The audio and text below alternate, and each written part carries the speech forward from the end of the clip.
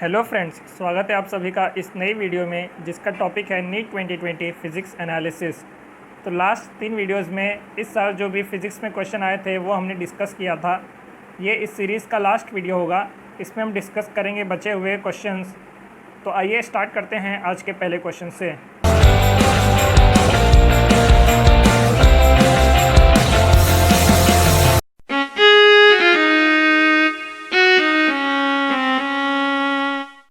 पहले क्वेश्चन में हमें पूछा गया है for transistor action which of the following statement is correct. तो हमें 4 स्टेटमेंट्स दी गई हैं, उसमें से हमें करेक्ट स्टेटमेंट पहचानना है। पहला स्टेटमेंट है base emitter and collector region should have same size, तो ये बात गलत है। सेकेंड है both emitter junction as well as the collector junction are forward bias, ये बात भी गलत है। The base region must be very thin and lightly doped, तो अगर आपने ट्रांजिस्टर का स्ट्रक्चर पढ़ा होगा तो आपको पता होगा जो बेस है वो वेरी थिन होता है और लाइटली डोप्ड होता है, तो ये बात तो बिल्कुल सही है। फोर्थ स्टेटमेंट में दिया गया है base emitter and collector region should have same doping concentration, तो ये बात भी गलत है, क्योंकि अगर आप देखेंगे अगर लेंथ वाइज देखा जाए तो कलेक्टर का साइज़ सबसे ज़्यादा होता है, उसके बाद एमिटर का साइज़ होता है और सबसे छोटा यानी सबसे थिन होता है बेस। और अगर आप डोपिंग कॉन्सेंट्रेशन वाइज देखेंगे तो सबसे ज़्यादा कैरियर होते हैं एमिटर में, क्योंकि एमिटर को ही सारे कैरियर्स को एमिट करना है, तो एमिटर में सबसे ज़्यादा डोपिंग कॉन्सेंट्रेशन होगी। उसके बाद कलेक्टर में और सबसे कम जो डोपिंग कॉन्सेंट्रेशन होगी वो बेस में होगी। तो ये हो जाएगा डोपिंग का ऑर्डर। और अगर लेंथ वाइज देखा जाए तो कलेक्टर सबसे ज़्यादा होगा, क्योंकि उसे सारे कैरियर्स को कलेक्ट करना है। और अगर ट्रांजिस्टर एक्शन में आपको एक्टिव रीजन में जाना है तो बेस एमिटर जो होगा वो फॉरवर्ड बायस होना चाहिए, और बेस कलेक्टर जो होगा यानी ये वाला जो जंक्शन है बेस और कलेक्टर का, यहाँ पे ये रिवर्स बायस होगा। तो बेस कलेक्टर को हमें रिवर्स बायस करना पड़ेगा और बेस और एमिटर को फॉरवर्ड बायस करना पड़ेगा। तो ये हो गया करेक्ट स्टेटमेंट। इसमें आपको देखेंगे तो थर्ड स्टेटमेंट यहाँ पे करेक्ट दिया गया है। नेक्स्ट क्वेश्चन में हमें दिया गया है in a guitar 2 strings A and B are made of same material are slightly out of tune and produce beats of frequency 6 hertz. तो यहाँ पे हमें बीट फ्रीक्वेंसी दी गई है initially 6 hertz. When the tension in B slightly decrease, तो यहाँ पे अगर टेंशन को हमने डिक्रीज़ किया तो आपको पता है टेंशन और फ्रीक्वेंसी का डायरेक्टली रिलेशन होता है, n is proportional to √(t). तो यहाँ पे अगर हमने टेंशन को डिक्रीज़ किया तो यहाँ पे जो फ्रीक्वेंसी है वो भी डिक्रीज़ होगी। The beat frequency increases to 7 hertz if the frequency of A is 530 hertz, the original frequency of B will be. तो इसे हम डेटा फॉर्म में लिखते हैं, कुछ ऐसा होगा अगर ए की फ्रीक्वेंसी है 530 तो बी की फ्रीक्वेंसी इससे 6 ज़्यादा या 6 कम हो सकती है। तो 6 ज़्यादा अगर हम देखेंगे तो 536 हो सकता है, और अगर 6 कम होगी तो यहाँ पे 524 हो सकता है। तो यहाँ पे अगर आप देखेंगे ऑप्शन 1 और 2 में से कोई होगा, ऑप्शन 3 और 4 तो एलिमिनेट हो गए। अब हमें देखना है कि यहाँ पे फ्रीक्वेंसी हायर है यानी 536 है या 524 है। तो अगर हमने बी यानी जो ये 524 या 536 है, इसमें से अगर हमने फ्रीक्वेंसी यानी इसका टेंशन डिक्रीज़ किया यानी इसका फ्रीक्वेंसी डिक्रीज़ किया तो इसमें गैप बढ़ जा रहा है, यानी 530 तो फिक्स है। तो यहाँ पे अगर आपको गैप बढ़ाना है तो यहाँ पे आपको 524 वाला वैल्यू लेना पड़ेगा, क्योंकि अगर इस केस में हम फ्रीक्वेंसी को डिक्रीज़ करेंगे बाई चांस 523 हो गया टेंशन डिक्रीज़ होने पे, तो यहाँ पे 7 बीट्स का फ्रीक्वेंसी हो जाएगा। तो ये 524 वाला ही है जो इस कंडीशन को सेटिस्फाई करेगा। अगर आप 536 के ले लेंगे, अगर उसमें फ्रीक्वेंसी डिक्रीज़ किया जाएगा तो इसमें बीट फ्रीक्वेंसी डिक्रीज़ होगी ना कि इंक्रीज़ होगी। जैसे बाई चांस अगर इसका हम लोग ने टेंशन डिक्रीज़ किया और ये 535 हो गया, 535 होने के बाद ये दोनों का जो बीट फ्रीक्वेंसी है वो 5 बीट्स होना चाहिए ना कि 7। तो अगर 7 को हमें सेटिस्फाई करना है तो यहाँ पे 524 ही हमारा करेक्ट आंसर होगा, यानी ऑप्शन 1 यहाँ पे करेक्ट आंसर है।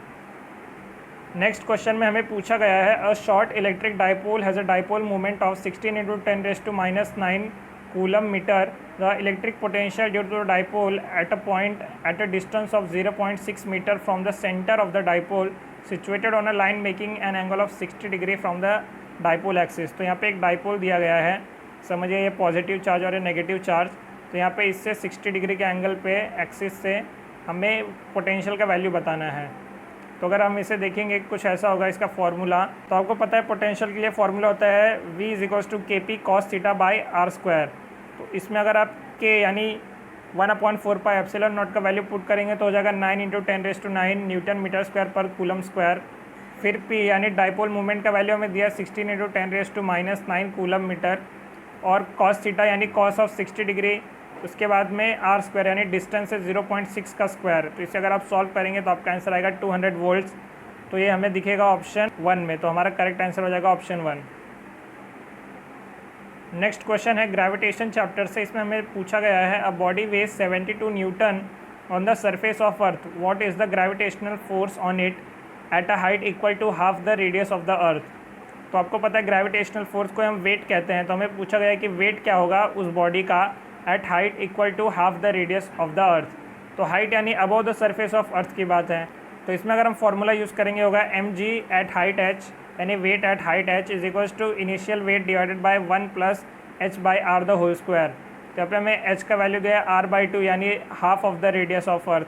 तो इसको अगर हम पुट करके सॉल्व करेंगे तो होगा 4/9 टाइम्स ऑफ 72 यानी 32 न्यूटन्स। तो इसका करेक्ट आंसर हो जाएगा 32। सिंपल सा फॉर्मूला बेस्ड क्वेश्चन ग्रेविटेशन से। नेक्स्ट क्वेश्चन एक ग्राफिकल क्वेश्चन है, इसमें हमें पूछा गया which of the following graph represents the variation of resistivity with temperature for copper. तो कॉपर एक मेटल यानी कंडक्टर है, और इसके लिए आपको पता होगा एनसीईआरटी में ग्राफ दिया गया है जो है ऑप्शन 2 में दिया हुआ, यानी ये एक्सपोनेंशियली इंक्रीज होता है विथ टेम्परेचर।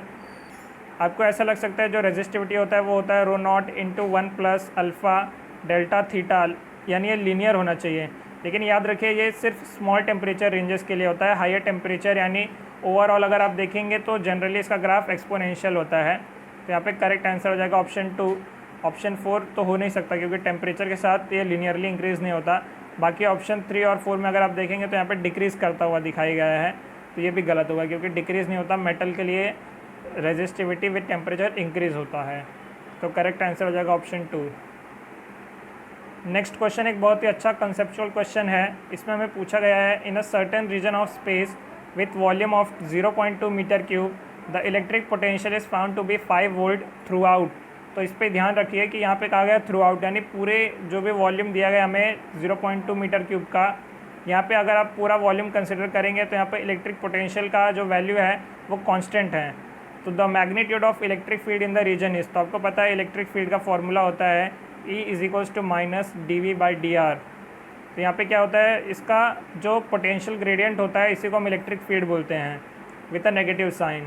तो यहाँ पे जब ये dV यानी चेंज इन वोल्टेज जो है वो ज़ीरो है, यानी पोटेंशियल का चेंज ज़ीरो है, तो यहाँ पे इलेक्ट्रिक फील्ड भी ज़ीरो हो जाएगा। तो इसका करेक्ट आंसर हो जाएगा ऑप्शन 4। अच्छा एक conceptual question. Next question again एक डायरेक्ट क्वेश्चन है, इसमें हमें पूछा गया है the average thermal energy for a mono atomic gas is. तो आपको पता है एवरेज काइनेटिक एनर्जी होती है 3/2 kB इंटू 2, यहाँ पे kB होता है बोल्ट्जमैन कांस्टेंट। तो इसका करेक्ट आंसर अगर आप देखेंगे तो ऑप्शन 1 हो जाएगा। बहुत ही सिंपल सा इजी क्वेश्चन। नेक्स्ट क्वेश्चन है find the torque about the origin when a force of 3 J cap newton acts on a particle whose position vector is 2 K cap metre.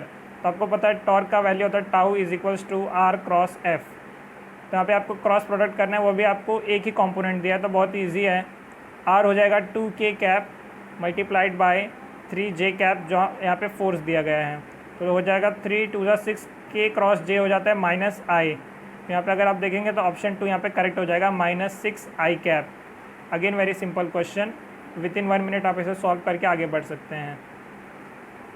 Next question है photo electric effect से, इसमें हमें पूछा गया है light of frequency 1.5 times the threshold frequency is incident on a photosensitive material. What will be the photoelectric current if the frequency is halved and the intensity is doubled?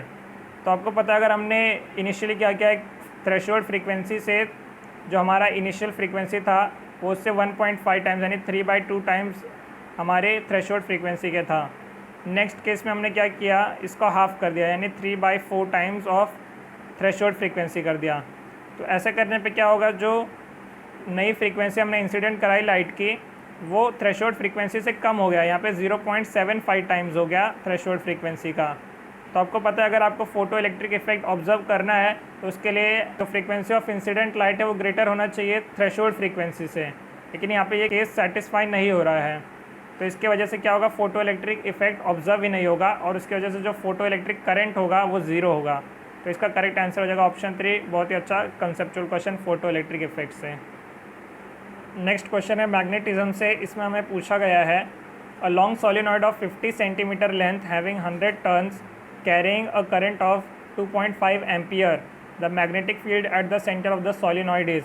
तो again एक formula based question, आपको पता है magnetic field centre में होता है mu not an आई, जहाँ पे एन होता है number of turns per unit length. तो आपको टोटल टर्न्स दिया गया 100 और उसका लेंथ है 50 सेंटीमीटर, जो हो जाएगा 15 × 10⁻² मीटर। इसको अगर हम SI में कन्वर्ट करेंगे तो इसको सॉल्व करने पे आपके पास आएगा 200 टर्न्स पर मीटर। करंट का वैल्यू आपको दिया है 2.5 एम्पियर, इसका वैल्यू अगर आप पुट करेंगे फार्मूला में तो आएगा 4π × 10⁻7 multiplied by number of turns per unit length, जो कि हो गया 400, और करंट का वैल्यू 2.5। इसको अगर आप मल्टीप्लाई करेंगे तो आपका आंसर आएगा 6.28 × 10⁻4, जो कि ऑप्शन 4 में दिया गया है। Again very simple formula based question from magnetism.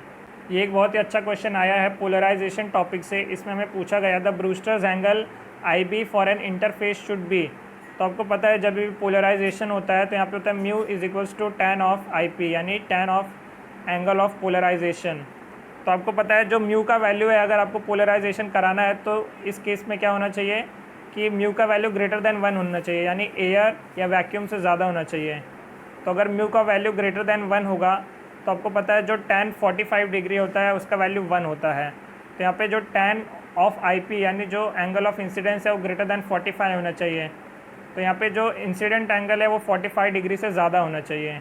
तो ऑप्शन 4 एलिमिनेट हो गया, ऑप्शन 1 भी एलिमिनेट हो गया, बचा ऑप्शन 3 और ऑप्शन 2। तो कभी भी जो इंसिडेंट एंगल का वैल्यू 90 डिग्री होगा तो उस केस में आप देखेंगे tan का वैल्यू इन्फिनाइट हो जाएगा, और इन्फिनाइट तो किस मीडियम का अभी तक रिफ्रैक्टिव इंडेक्स पाया नहीं गया है, तो ये भी एलिमिनेट हो गया। तो ऑप्शन आएगा 2, क्योंकि जो भी ब्रूस्टर एंगल है वो 45 से 90 डिग्री के बीच में लाई करना चाहिए।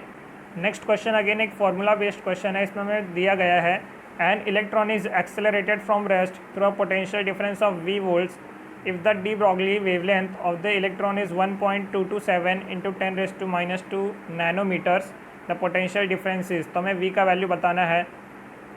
अगर आपको ये फार्मूला याद है तो सिंपली आप इसको सॉल्व कर सकते हैं with in 1 minute. Lambda = 12.27 divided by √v in angstrom. तो अगर आप इसका वैल्यू पुट करेंगे लैम्डा का यहाँ पे इन एंगस्ट्रॉम, और यहाँ पे 12.27 रखेंगे × 10⁻10 क्योंकि एंगस्ट्रॉम में, तो यहाँ पे टर्म्स कैंसिल हो जाएंगे और आपको √v का वैल्यू 100 मिलेगा। तो इसकी वजह से आपको v का वैल्यू 10⁻4 वोल्ट्स मिलेगा, जो कि हो जाएगा correct answer option 3। Very simple formula based question D brawl wavelength में से। ये क्वेश्चन है सिग्निफिकेंट फिगर्स में से, जिसे यूनिट एंड डायमेंशन चैप्टर में सिखाया जाता है। तो इसमें हमें पूछा गया taking into account of the significant figures what is the value of 9.99 minus 0.0099 metre. तो इससे अगर आप सॉल्व करेंगे तो आपका आंसर आएगा 9.9801। जितने भी ऑब्जर्वेशन है उसमें जो भी मिनिमम डेसिमल प्लेसेस हों वही हमें आंसर में भी दिखाना है सिग्निफिकेंट फिगर्स। तो अगर आप फर्स्ट देखेंगे यहाँ पे 2 डेसिमल प्लेसेस है, और यहाँ पे अगर आप देखेंगे 4 डेसिमल प्लेसेस हैं, तो आपको वही ऑप्शन सिलेक्ट करना है जिसमें 2 डेसिमल प्लेसेस हो। तो यहाँ पे करेक्ट आंसर हो जाएगा ऑप्शन 1, और किसी भी ऑप्शन में 2 डेसिमल प्लेसेस तक आंसर नहीं दिया गया है। तो बहुत ही सिंपल सा क्वेश्चन, जिस ये रूल्स अच्छे से याद हैं। नेक्स्ट क्वेश्चन है स्क्रू गेज से। इसमें हमें दिया गया है a screw gauge has a least count of 0.01 mm and there are 50 divisions in its circular scale, the pitch of the screw gauge is. तो आपको पता है लीस्ट काउंट होता है pitch divided by number of divisions on the circular scale. तो हमें pitch find करना है, हमें लीस्ट काउंट का डेटा दिया गया है और number of divisions on circular scales भी दिए गए हैं।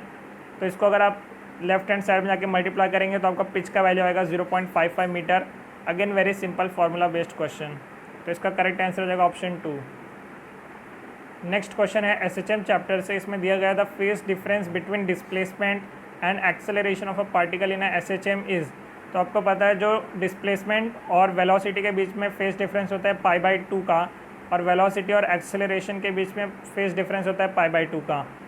तो इन ऑल डिस्प्लेसमेंट और एक्सेलरेशन के बीच का फेज डिफरेंस हो गया π/2 + π/2 यानी पाई रेडियंस का। तो again very simple factual question SHM chapter से, इसमें भी ज़्यादा आपको कैलकुलेशन करने की ज़रूरत नहीं है। तो फ्रेंड्स ये था क्वेश्चन नंबर 45 इस पेपर का, यानी लास्ट क्वेश्चन, और ये हमारे सीरीज़ का भी लास्ट क्वेश्चन था। ज़रूर कमेंट करके बताइए आपको कैसी लगी ये सीरीज़, और आगे भी आने वाली सीरीज़ को ज़रूर फॉलो करिए। इस चैनल को सब्सक्राइब किए रखिए। इस वीडियो को अपने फ्रेंड्स के साथ ज़रूर शेयर करिए ताकि उन्हें भी इससे हेल्प हो। वीडियो को लाइक करना ना भूलें। और एक बात मैं आपको जाते जाते कहना चाहूँगा कि जैसे आपने देखा बहुत सारे क्वेश्चन फार्मूला बेस्ड थे, तो अगर आपको कोई टॉपिक नहीं भी आता तो आप उसका फार्मूला अच्छे से याद करके जाएं।